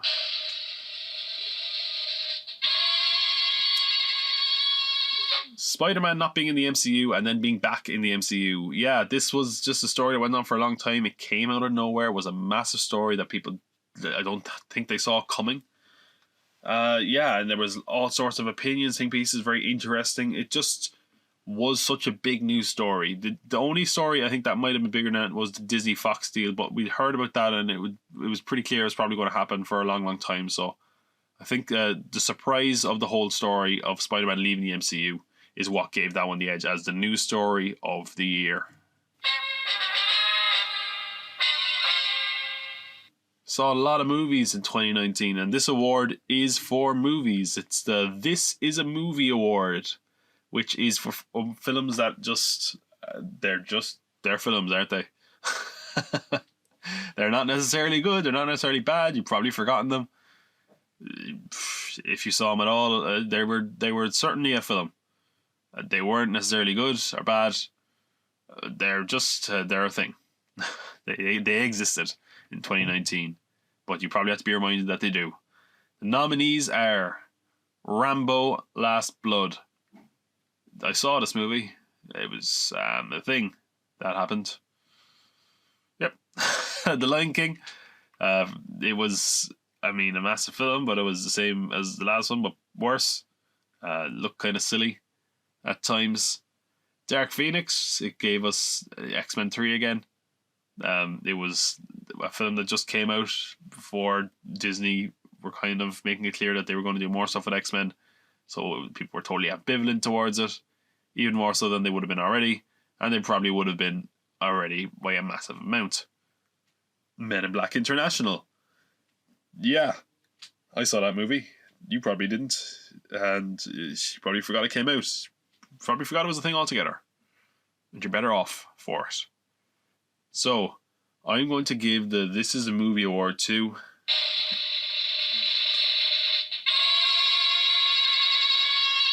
Rambo: Last Blood. Yeah, this was just a pointless film that it felt like no one put any effort into. At least a film like Men in Black International or Dark Phoenix or The Lion King, I'd be like, well, they put a lot of work into visual effects and stuff, didn't they? Rambo, I don't know where I don't know. It looked so cheap. It looked like a TV show. I don't know. No one put any effort into this. Not into the writing, the acting, the directing, anything. It's a shambles of a movie that's totally forgettable, and it's better off being forgotten about. Now we come to one that I'm sure will be controversial, and that is the most overrated and most underrated movies of the year. Now, I want to stress this very, very quickly. There were some films that came out this year that a lot of people liked that I didn't really like that much. And there were other films I didn't see that people said were underrated. So I'm going to do underrated first. Some of these films I haven't seen, but it's just films that a lot of people loved that necessarily critics didn't necessarily see eye to eye on. Who knows? I might feel different about them even if I saw them, to be honest. First up for the underrated category is Alita Battle Angel, a film that a lot of people really, really enjoyed. People didn't necessarily agree with that critically. They felt it was okay. It's certainly, a lot of people feel it deserved better, and I probably agree. Under the Silver Lake, this guy got mauled by a lot of critics, but I've also seen a lot of people put it as one of their favourite films of the year. Had a controversial release, which didn't help. It was hard for it to get much attention. But yeah, very underrated Andrew Garfield film, apparently. Late Night, this was a film that really had a lot of buzz about it coming out of film festivals, and then it was released to not much fanfare or interest, seemingly. But people who watched it said it was great, so underrated. I have not seen it either. The Nightingale, a film that was, not really given much attention or adoration critically, but is a very dark thriller that I quite enjoyed. That was from the director of Babadook, Jennifer Kent, that I feel deserved a bit more attention. I felt it was certainly quite underrated.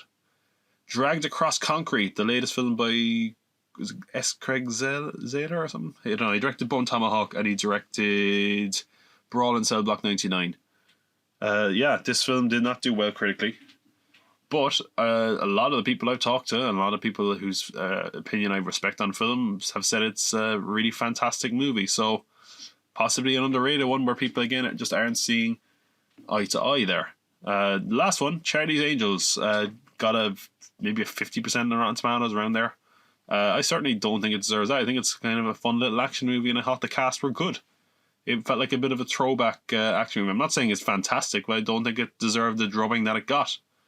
So I'm going to give the underrated movie award of the year to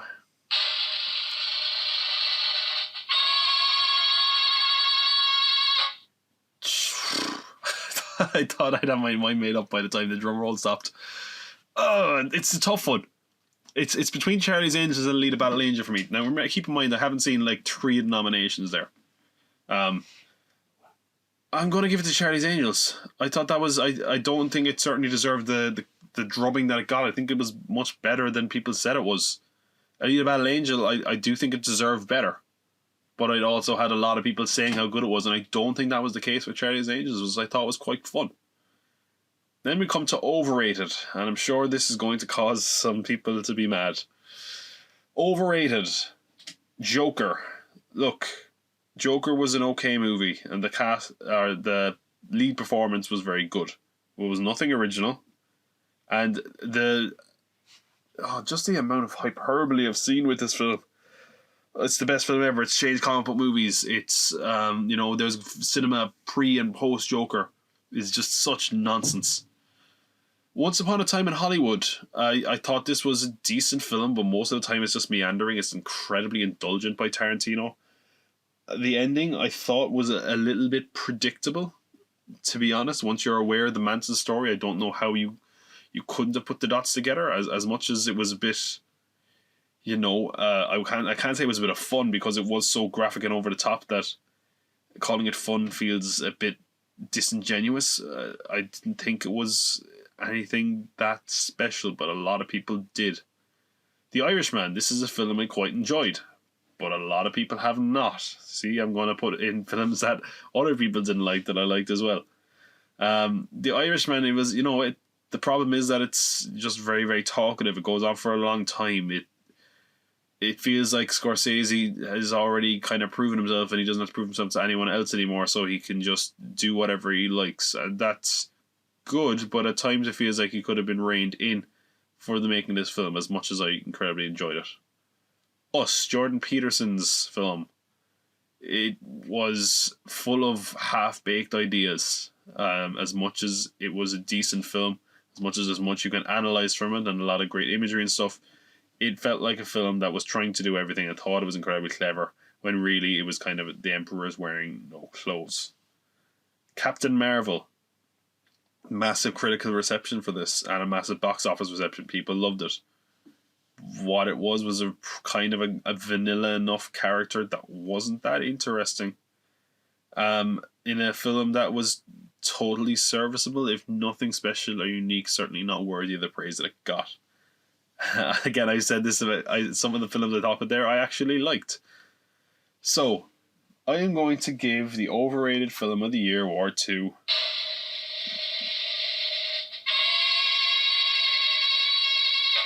Joker. Look, people loved this movie. I didn't. That's fine. That's not really the thing. I think it's just the amount that people have held it up is just insanity. Where I cannot believe it's getting as much love as it is. It just, I don't know. Again, it's just my opinion. Take it for what it's worth, which, given after this category, I'm guessing you're going to think is not much. I just feel that it was an incredibly overrated film. So those are the award categories. What we're going to do next, I'm going to do some winners and losers of the year, and then my top 10 films of the year. Stick around. At their first show, they stated, "Fuck's sake, not another wrestling company." Then in Limerick, they asked, "Is it politically correct to shout suck it?" Now, on February 8th, bring your booze to the Circus Factory as Phoenix Wrestling loudly and proudly presents That Langer's so Langers, he can't even find his own Langer.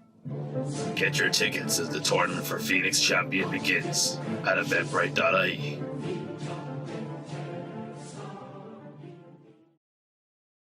"2019 was a year like any other. Some people had good years, some people had bad years. Did you have a good year? Don't tell me. I don't really care that much, but I hope you did, I suppose. As far as people in Hollywood, some people had good years, some people had bad years. So I'm going to give a winner and I'm going to give a runner-up. So people who had a good year. So the runner-up for having a good year is Shia LaBeouf.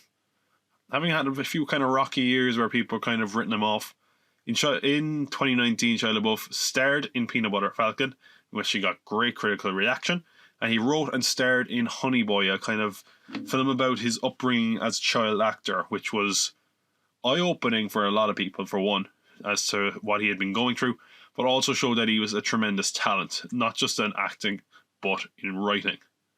But the winner of 2019 is Florence Pugh.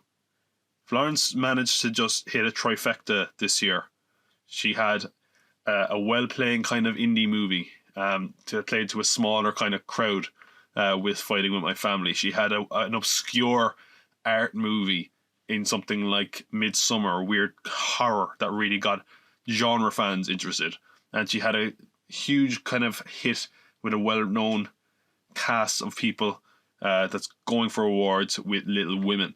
And she was fantastic in all of those movies. She really stole scenes in Little Women. And it's credited as well, I suppose, to the handling of her character. But talk about an actress who just broke out in 2019, who's going to be massive in 2020. I mean, she's going to be in Black Widow. I think this is, not only was this her year, I think this is going to be the year that put her on the map. And I think she's going to be around, and we're going to be talking about her talent for a long time. Now let's talk about people who didn't have a great year. Again, one runner-up and one loser.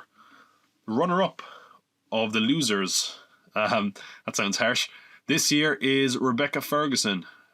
She's a great actress, but this year she was in The Kid Who Would Be King, massive bomb. Men in Black International, massive bomb. Doctor Sleep, massive bomb. Again, at least 2 of those films are quite good.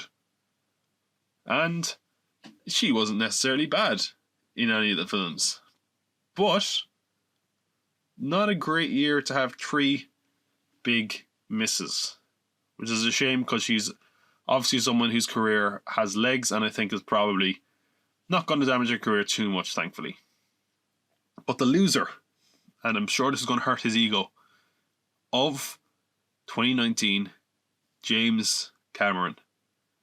The King of the World had Alita Battle Angel, his baby, finally brought to screen, and he had a producer credit on, and it bombed, pretty much. Not I mentioned there's probably something to be said about the fact that he seemingly looks like the bad guy at the end of the movie. I don't know if that means anything, who knows. But also, he finally came back to the Terminator franchise in what a lot of people insisted, as he insisted, was going to be, the right one. And it was the biggest flop so far. Which is just gotta be a massive blow to his massive ego. So, the loser 2019, James Cameron. Whether or not he could turn it around, I was going to say Avatar's out this year. It's not. It's out the year after. Maybe he should just take 2020, I don't know, to go into a submarine and find himself or something, because not a great year for old Jimmy Cameron there. Let's look at the studios who had winners and losers this year. Quite a few actually this year. I have 3 winners, or 3 winning nominations, and 3 losing nominations. We'll start first this time with the winners. So Sony got a nomination with 2 notable exceptions. Sony had they had a great year. Sony had their biggest hit ever with Spider-Man Far From Home. They released Tarantino's latest, which was a financial and critical hit, and probably going to get some awards consideration as well. Even some of their unusual releases like Zombieland and Angry Birds did decently. By the way, Angry Birds, the highest rated video game movie of all time on Rotten Tomatoes. While something like Jumanji 2 probably won't reach the heights of its predecessor, it still is going to turn a sizable and decent profit, probably keep the franchise going. They also have something like Little Women that's proving to be a hit, and it's likely again to be an awards favourite. On the other hand, the 2 reboot attempts in Charlie's Angels and Men in Black International fell flat with audiences and critics, so on that grounds I'd probably have to say they're not going to win, but they get nominated anyway. The smallest studio got nominated this year, A24. They've had a great output critically this year. They had The Hole in the Ground, the Irish horror film, The Souvenir, The Last Black Man in San Francisco, Midsummer, The Farewell, In Fabric, Waves, The Lighthouse, Uncut Gems. I mean, some of those are all the ones that we're going to be talking about award season. Fantastic. A24 have just been really knocking it out the park lately. Not necessarily always making much money, but putting out some fantastic films. Then we have Disney, who are, look, they're the winner. I mean, you couldn't have any other studio beat them this year. 7 of the top 10 films this year were Disney films. They are the first studio to ever make 10 billion worldwide gross in a year. I think they made 11 billion when all is said and done. 6 of their films reached 1 billion. Even though they might have had some films that didn't do fantastic, like underperformed, especially the ones they inherited from Fox, the amount of money they made this year, we always knew it was going to be mammoth, and it was. I don't think they're going to be able to top this, not only this year, but for the conceivable future. I don't think anyone's going to top this. It was an amazing year. So Disney are the winner of the studio of the year. The loser of the year, though, let's run through a few here. Start with a smaller one, STX Film. Now, they had 2 decent sized hits with The Upside and Hustlers, but aside from that, this year they released the Ugly Dolls movie and the Playmobil movie, which were 2 massive flops. They had other releases that didn't turn much in the way of a significant profit. I can't even remember some of the ones I looked up, but chances are you didn't hear about them and they didn't do well. So STX film just had two of the biggest flops of the year, and none of their other films were critically or commercially a success.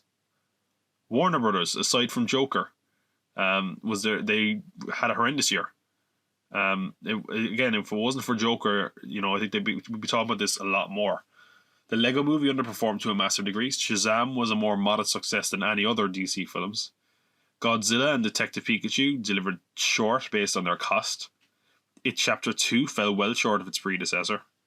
Their Oscar hopeful, The Goldfinch, was absolutely mauled and bombed to the point they don't have much in the way of an Oscar contender this year. And they also released some smaller adult films that kind of didn't get much attention, acclaim, or anything. So they didn't have a great year. I mean, Joker really saved them this year. The thing that's probably saving them from getting the losing contention in this award is that film was such a huge success. I mean, based on its budget, I think it's the most profitable film of all time. So they're lucky they had Joker this year, because other than that, it wasn't a great year. Paramount are also nominated as Loser Studio of the Year. They've had a very strange year. They didn't have a major breakout film. It was a year of modest hits and costly misses. They had What Men Want did well, thanks to a low budget. Thanks to low costs, Pet Sematary also did fine. The closest they had to a big hit was Rocketman, which made $195 million with a price tag of $40 million. Again, though, if you compare that to something like Bohemian Rhapsody, that's probably a letdown. The low-budget Crawl made less than $100 million, but with such a small budget, it turned a tidy profit, as did Dora and the Lost City of Gold. So their smaller films did okay, but they all failed to garner anything over $200 million worldwide. It really isn't befitting of a major studio like Paramount. Their larger films did horrendously. Wonder Park didn't break even. Terminator Dark Fate might lose them over $100 million, eating into any small profits they might have made from their other movies this year. Gemini Man lost them an apparent $75 million on top of that, meaning that for the year, profits must not have been good at all. For a major studio, this was just a horrendous year. They didn't even seemingly make any attempt to make a big hit film, which is baffling. I'm going to have to give it this year to Paramount, just because I don't understand what they were doing. They barely put out any major films, and some of the ones they did were horrendous. So the loser studio of the year is Paramount. Then we come to genre. We had some losers and some winners in genre as well. Start first with the winners, the runner-up and the winner. So the runner-up is horror, which had a massive year. We had the likes of Us, Midsommar, and It Chapter 2. We had 2 entries in the Conjuring franchise, both of which were massive hits, especially with their budgets. It was another year where we had a lot of low-budget horror films score big at the box office as well, especially in comparison to their cost. We also had lighter, more comedic horror fare, such as Little Monsters, One Cut of the Dead, and Ready or Not, which garnered good word of mouth, if not massive hits. So horror had a fantastic year, really kind of, I won't say it bounced back, we've been going through a horror resurgence the last couple of years in general, but this year we had, some big budget, high concept horrors, which we don't always have, which is good to see. The winner, though, you have to give it to, and it probably has been the winner for the last couple of years, to be honest, and that's comic book movies. Endgame became the highest grossing film of all time. 3 MCU movies made the top 5 of the year. Joker became the first R-rated film to hit $1 billion. Glass and Shazam are modest hits for superhero fare. Brightburn broke even at the very least. There were bombs, with Hellboy and Dark Phoenix, but compared to the high highs, that means nothing. It was a massive year once again for comic book movies. Probably the biggest yet, to be honest. In fact, I don't think we're ever going to reach the heights of an Endgame. Not for a long, long time. But anyway. Loser, I only have one loser in genre, but I think it's pretty clear, and that's comedy. 2019 failed to provide any substantial comedy hits. Some performed kind of modestly, and some family comedies performed respectably. Stuber, Jojo Rabbit, and Booksmart were 3 of the more notable releases in the genre this year, and they failed to stand out. Good Boys was the closest to a success, making over $100 million from its $20 million budget. Many of the big comedies this year have gone to streaming, such as Late Night, Dolomite Is My Name, and Always Be My Maybe. A potential worrying trend is that more and more mid-range comedies are instead going to go to streaming, and forgo a theatrical release. It's not looking good for comedy, straight up comedy films anymore in cinemas, because a lot of films are now incorporating comedy in general, and because of that, just a straight up comedy film isn't doing what it used to do for audiences. So it's kind of a shame. I'm not sure what that means for the future of the genre. I do think we're going to see a lot more Netflix comedies, and that's unfortunately what we might mean. We might see less high concept comedies as a result, which is kind of sad. Well, moving from the cinema screen to the TV screen, we look at the winners and losers of TV, and we're going to go straight to the loser, which is kind of surprising considering how well they've been doing on the cinema screen, and that's Marvel Television are the loser this year on their TV. They ended their deal with Netflix, so The Punisher and Jessica Jones just went up, barely promoted, and barely well received as well. Agents of S.H.I.E.L.D. announced it was ending. The Runaways ended. Cloak and Dagger was cancelled. They announced a Ghost Rider series for Hulu, then cancelled it a few months later despite people seemingly being pretty interested in it. One of their proposed animated series for the service, Tigra and Dazzler, had its entire writing staff and showrunner let go, despite apparently being 3/4 of the way through production. It's shambles. Now, a lot of this is because Marvel Television is now under Marvel Studios. It'll all be the one thing. So, with Disney Plus, hopefully, it's going to bounce back and possibly be the juggernaut the MCU is on television. But really, it's been a mess so far. In fact, it's one department where Marvel could probably learn from DC. But, I don't know. Maybe a lot of this stuff probably just got binged because they're hoping to up the quality of Marvel TV programs, make them a bit more integrated into the rest of the universe. But for now, at least, it's definitely a loss this in 2019 for Marvel Television. As for the winners, we have a runner-up and a winner. The winner, I'm going to give it to HBO. So Game of Thrones might have not been well received by fans, but it obviously had massive ratings, biggest ratings they've ever had, I believe. It wasted little time investing in new programming as well. They have His Dark Materials and Gentleman Jack, which they're doing with BBC both, and they've both done well critically. Watchmen has been acclaimed. They have Euphoria with Zendaya. That's been a kind of a success on word of mouth. The Righteous Gemstones, that proved a hit, and that's to say nothing about like shows they had that returned and did really well, like Insecure, Succession, and Barry. They had a really strong 2019, and it looks like they're setting things up to continue to be a powerhouse on television, which is good to see. Streaming is the runner-up. I'm going to give the win to HBO, as I said. I'll give streaming the runner-up. Some of the biggest hits this year came from streaming. The Mandalorian was big for Disney. The Boys was big on Amazon. Netflix released more Stranger Things, When They See Us, and The Witcher. And while basically anyone with an Apple device could check out Apple TV, whether or not they liked it or not, they still had some high concept TV come to streaming. Streaming kind of really made its strides to become the most dominant television platform in 2019. I think that's what the future is going to be. And this was certainly a year where that became pretty clear. The last award I'm going to give out for winners and losers is the bigger one, which is for franchises, which is the winner, which is the loser. Let's go with the loser first. Okay, so nominations or nominees. Lego. Their theatrical movie underperformed. Their deal with Warner Bros. Ended as a result, effectively ending this iteration of the franchise. They had one game of note. It was a tie-in to the Lego Movie Part 2, which can't really have sold well, I'm imagining. The Lego Group were down in revenue for the year, and with the new deal with Universal and the fact they're the biggest toy manufacturer in the world, I'm sure Lego will be just fine, but not a good year for them, really, as far as in media goes. Rambo. Rambo had its worst entry ever, critically and commercially. The return to series didn't deliver on the same level as Creed when Stallone returned to Rocky. For a film that promised a degree of closure and finality, instead it turned out to not be much more than a nail in the coffin for the franchise.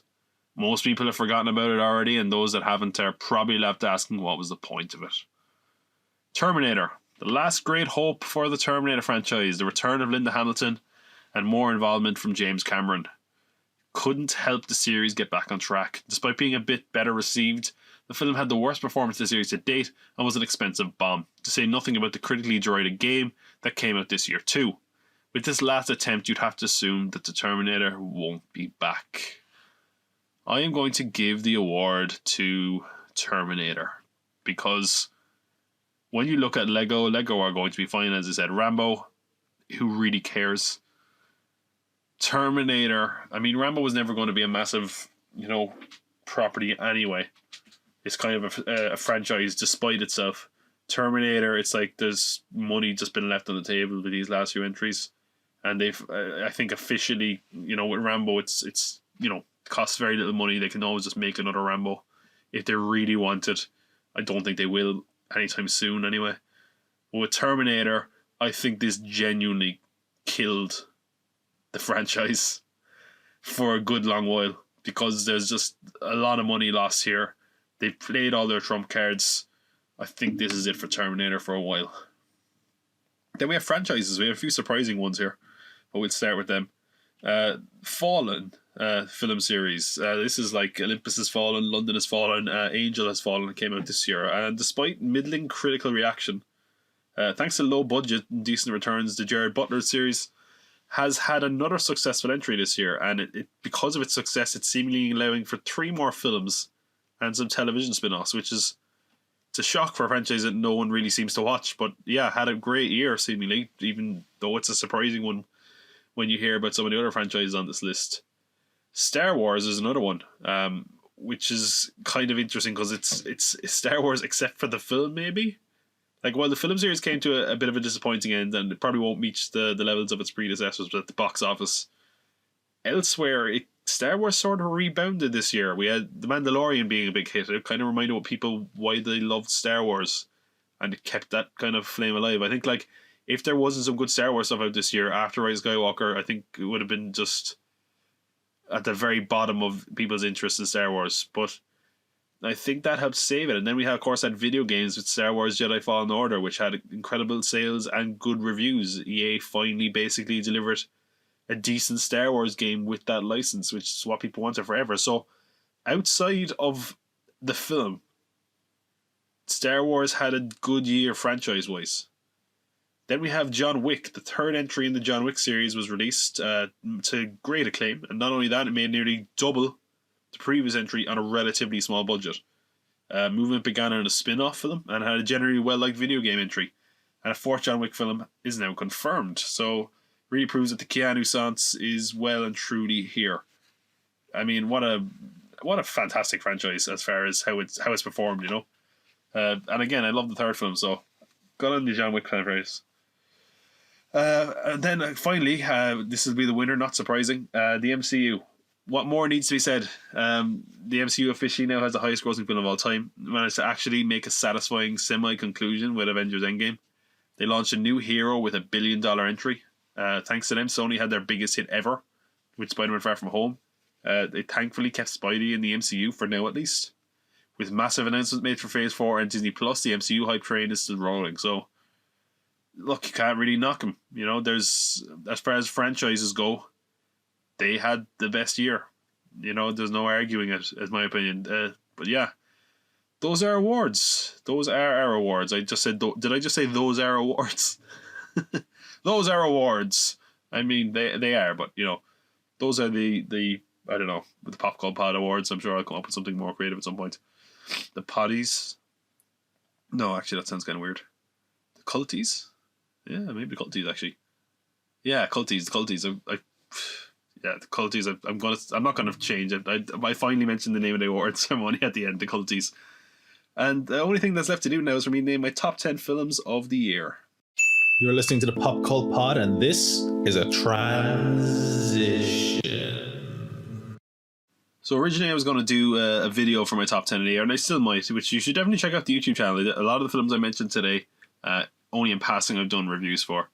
In fact, during the week I put up a 2-part kind of the rest of the year, films that I didn't really talk about in detail, if you want to check that out. So I've got 3 honourable mentions, and then I'm going to go straight into my top 10. So 3 honourable mentions. Honey Boy. I talked about this, the Shia LaBeouf film. I really enjoyed this. I went into it not knowing what to expect, not knowing necessarily what it was about, except that it was written about Shia LaBeouf. And what I got was a really kind of personal insight into the guy and really the life of a child actor and kind of a troubled upbringing that just was well acted, well shot. Was kind of emotionally stirring more than I expected it, and yeah, Shia LaBeouf was fantastic in this, and I'm not a Shia LaBeouf fan, so well done to that, you know. Other honorable mention this year, Portrait of a Lady on Fire.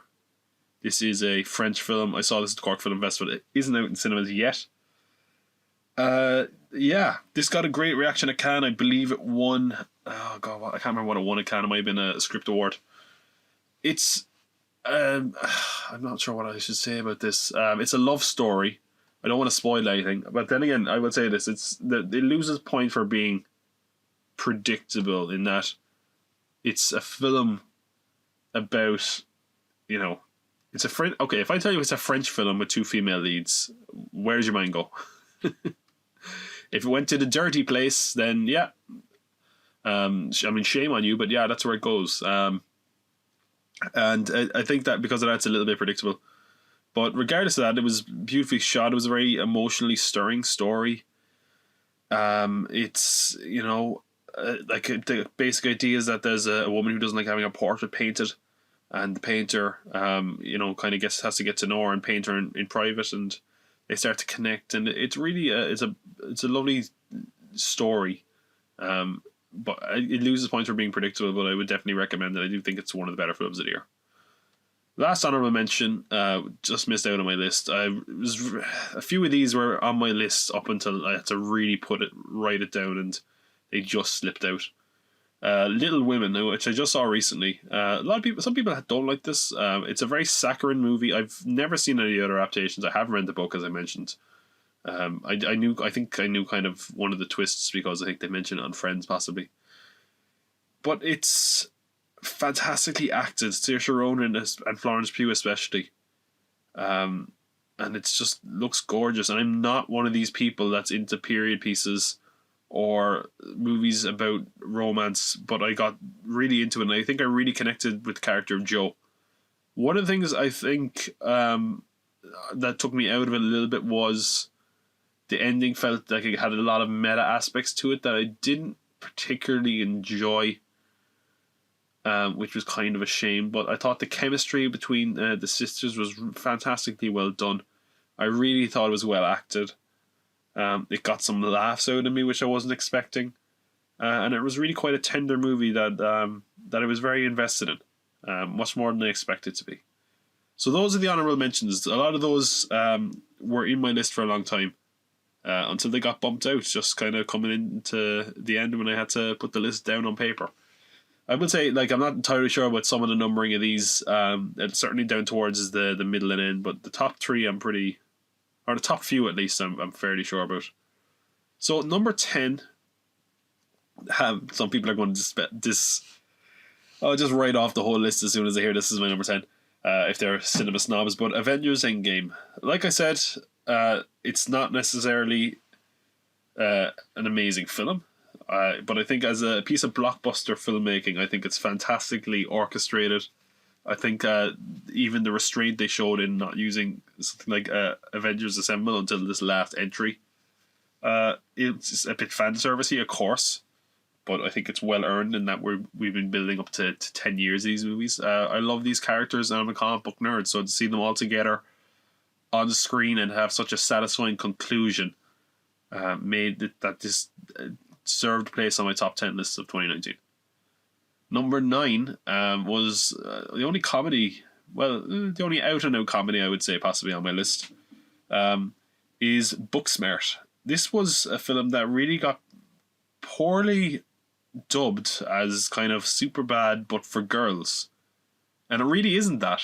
It's about 2 girls who kind of have always been really good at school, and they're coming to the end and they realize they have, you know, for all the good they've done, basically the people who were bad are going to the same colleges, so they kind of act out, and it's this kind of mad cap comedy that goes all over the place, and it's strange and it's funny. I loved the 2 leads in it. I can't remember both their names. Beanie Feldstein, I think, is one of the girls, but I just thought it was such a sweet movie. It had such an emotional core, more so than Superbad, which is why I think that label is inappropriate. It was very funny, very well acted, Olivia Wilde as a first-time director, I was shocked at how competent and how great the film looked and was shot. I hope she makes another film based on something like this. Yeah, it was just a very human movie that managed to also be incredibly funny at times, and I think definitely it belongs on my top 10. It put it at number 9. Could possibly even slip it up a few places. We'll have to see. My 8th film. Don't think people are going to like this. A lot of people did not like this film as much as I did, and that is Ad Astra. This is the Brad Pitt space film. Look, I see all the criticism of this. I know it's very, very slow. I know it's very, very blunt. I don't know. Maybe it just had a personal connection watching it to me. I don't know. Basically, it's just about him trying to find his dad in outer space. And there's a lot of things to it. Look, it's very blunt, but I thought there was some shots and some cinematography that was just gorgeous to look at. Obviously, it's up in outer space. I thought there was a very cool kind of somewhat realistic approach to space travel and kind of colonization of other planets that I enjoyed. There's one moment in the movie that a lot of people didn't like because it's very unrealistic, which I thought was so surprising and weird that I loved it. It's a slow film that a lot of people wouldn't have any interest in because of how slow it is, but personally, at least, I quite liked it. My number 7 film is also a very, very slow film, and that is The Last Black Man in San Francisco. This is a film that when I watched it, I enjoyed it, and the more I thought about it, the more I enjoyed it, which might be one of the few cases of that this year. It's a very it's a film that just feels very, very personal, and kind of it feels like it could be a book or a play, and that it just feels like art in that regard. I love the way the script and the characters. It just feels like a very real movie that I really enjoyed. It's basically just about what sort of people we are, what does our ancestry and our family history mean to us, and can we kind of control who we are and that kind of thing. But it's done in a really kind of personal, believable level. I just thought there was some flourishes in this as well that I loved. I think the costumes in it and the clothing was fantastic. It kind of reflected this house, I think, that was kind of pivotal to the film. I really like this film. I don't think it's for everyone. As I said, it is quite a slow film, but I thought it was a very kind of moving piece of filmmaking. Number 6, another one that's quite long, but a lot of people have gravitated towards, was Midsummer. This is another film that I saw, liked, and loved when I thought about it more. It's a really original horror film. And I mean, like, even sometimes when you hold up original horror films, it's a bit derivative of this, or it's something we've seen before just with a twist. This felt like it was just original. Now, again, you could probably make some comparisons to something like The Wicker Man or other things like that. But it was so twisted. At times I couldn't see where it was going. If there was any fault with it, I did think there was moments where they kind of showed kind of patterns or pictures that somewhat kind of gave away what was going to happen in the film a bit, but not too much. Didn't ruin my enjoyment of it. Florence is fantastic in it. Jack Rayner, I believe, is the name of the actor in it, was also really, really good. It just messes with your head, and I do like a movie that does that. It's just a really unsettling film at times. It had me kind of writhing in my seat watching it in the cinema, which just really kind of made your skin crawl. It was that kind of horror film that I really enjoyed in a really strange, sick way. But yeah, Ari Aster is really kind of showing himself to be a new voice in horror. And I think I might have even preferred this to Hereditary, which was his previous film. Number 5, a film I've actually seen twice now. Once I saw it at Film Festival, now it's on general release. Was Jojo Rabbit, which is Taika Waititi's latest film. has had its fair share of detractors, and not to mention it's had a few people kind of say it's in poor taste. Personally, I don't necessarily see how people saying that. I think people are being a bit reactionary doing that kind of thing. But I found it incredibly funny. I thought it to be a great satire with heart.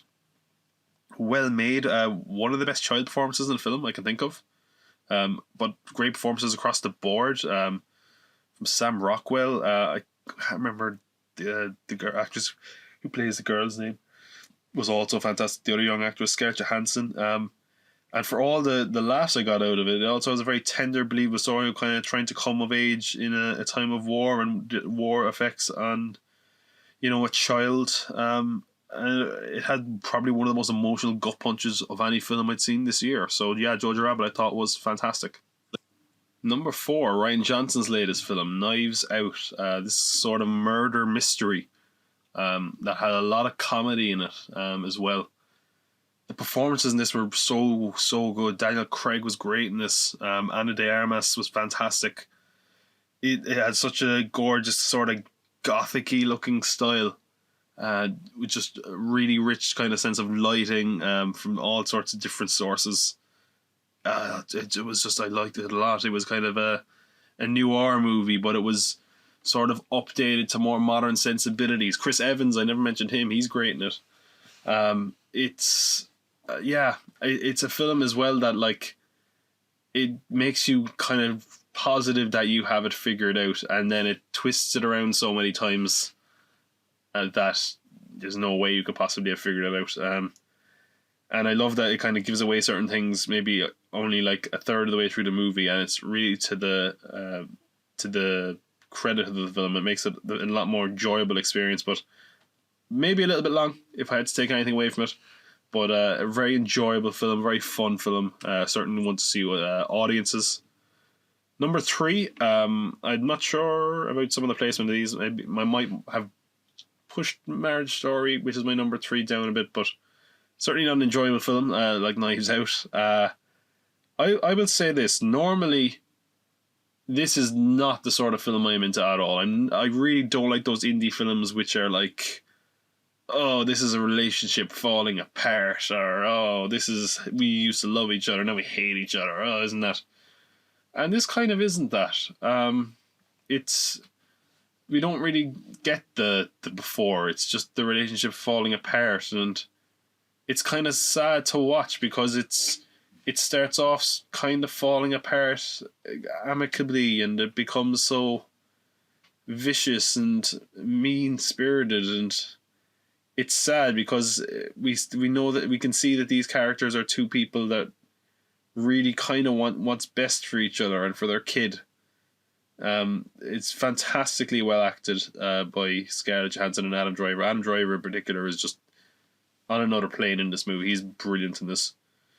Just about basically two characters kind of getting a divorce. The Marriage Story is almost like a bit of a joke. It's really more of a divorce story about these two characters trying to do things one way, and it kind of becomes a bit vicious, and they kind of go against what they wanted to, and it's it's quite sad to see. But it's one I really liked, and I normally don't like this type of film. I don't know if I'm wondering if 3 is where I would normally put it, but I'm going to put it at 3 for now. But yeah, it's on Netflix at the moment, so you can definitely check that out. My number 2 is also a Netflix film. Mind you, I saw it in cinemas before it was on Netflix, which I'm wondering, is that hampering my my entertainment or my enjoyment of it, because a lot of people who watch it on Netflix have not enjoyed it, is The Irishman from Scorsese. Yeah, people have kind of turned against this film. People don't think it's all that. Personally, I really liked it. Again, it's 3.5 hours, which is really, really long. I don't know if I'd be able to watch it 3.5 hours at home, or would I just get distracted and wander off. But when I watched it in cinemas, at least, I thought it was really, really good. I was into watching a kind of a timeline of a character, as opposed to, we often see these characters kind of basically just, we went to the top and that was kind of it. So this one, it's a much more elongated time of that, and it's a character that's not as kind of gangstery as his other films, which is a sort of a change of pace. It's not Goodfellas. It's not Casino. A lot of people kind of expected it would be, and it becomes a sort of a kind of a meditative essay on the kind of the final years of being a gangster and what that means to you and old age. And it very much felt like a personal film to Scorsese, kind of documenting kind of the twilight of his career and kind of closing the book on a genre that made him famous. De-aging can be a bit distracting at times, as mentioned, but overall I thought it was a well-written film, interesting characters, fantastically acted, especially from Al Pacino. And my number one, my favourite film of the year, is not out in cinemas. I actually know anything about it. It's out at the end of January, but I saw it in the film festival again, and that was The Lighthouse. This is Robert Eggers' latest film, starring Robert Pattinson and Willem Dafoe. And I don't really know what to say about it. It's Willem Dafoe is kind of the elder statesman of this lighthouse. Robert Pattinson is kind of someone who's just coming in, and it sort of torments him a bit. And it's basically just about two men going mad in a lighthouse. And I absolutely loved it. So well acted. This two brilliant actors just at the top of their game. It was kind of a twisted, strange film without, despite it being in black and white and 4:3 aspect ratio, is not concerned with the pretenses of being an art film or being an awards bait film. There's lots of farting and swearing and nonsense in the film, and I just found it to be very, very funny, very entertaining, and unexpected. It owes a lot to mythology, especially the myth of Prometheus. I found it fantastic. I cannot wait to see it in cinemas again, to be quite honest. But yeah, that was my favorite film of the year. I thought it was something like I'd never really seen before, which I can't always say about some of these other films. This just felt like something new to me. It's not exactly a horror. A lot of people have said it is. It's kind of a fantastical, I don't know how to describe it. It's like a fantastical, nightmare that you're just stuck in. You kind of feel trapped watching this film. I just thought it was gorgeous to look at. I thought it was well acted. I thought it was a very entertaining movie. That's my top 10 of the year. Now, granted, of course, I live in Ireland, so I haven't seen certain films that might make the top 10s of other people. I haven't seen Uncut Gems, because it's not out here yet. Parasite. What else is there? Bombshell. Load of other stuff is not out here yet. But that's the way it is. Those are my top 10 films of the year. What did you think? What were your favourite films of the year? Let me know. You can, let me know on Twitter at pop_cult_pod, Instagram popcultpod, Facebook popcultcompound, popcultpod@gmail.com, all over the place really. Let me know what you thought. What were your favourite films of the year, worst films of the year? Did you think I was unfair to a film? Do you think I was too generous to a film? I'd love to know. Next episode is also going to be a little bit different. Next episode is going to be looking ahead at 2020. So if you have a film that you're looking forward to in 2020, let me know what one are you most looking forward to, etc. Yeah, that's the show. Apologies, a bit longer than I expected. Also apologies, it might sound like there's a lot of pauses or my voice is a bit weird. As I said, I'm kind of sick at the moment, so I had to pause a few times to sneeze or wipe my runny nose. It's moments like that I'm glad this isn't a video podcast. So it's also, I should point out, by the time this comes out, this will be, I guess, the anniversary episode of the podcast, because as of January 7th, the Pop Cult Pod, whether it be YouTube or podcasting, has been going a year. Yeah, what a year. I can't believe it's been a year already. I'm so glad I've taken this up. So grateful to anyone that's ever listened to this or watched any videos. So if that includes you, which I must do if you're listening to this, thank you so much. It really does mean a lot. And yeah, hopefully here's to another year or a few years. I'm going to get a bit busier coming into 2020 for the foreseeable future, but the podcast will be fine. think if anything suffers, it'll be the videos. So please check out the videos while you can on YouTube. Pop Cult Pod. That's it. That's everything for now, I guess. I'm not going to get too emotional with saying thank yous, because I'd like to think this is only the beginning, because I cannot spell cult without you. The Pop Cult Pod with Tompott on the Phoenix Wrestling Network.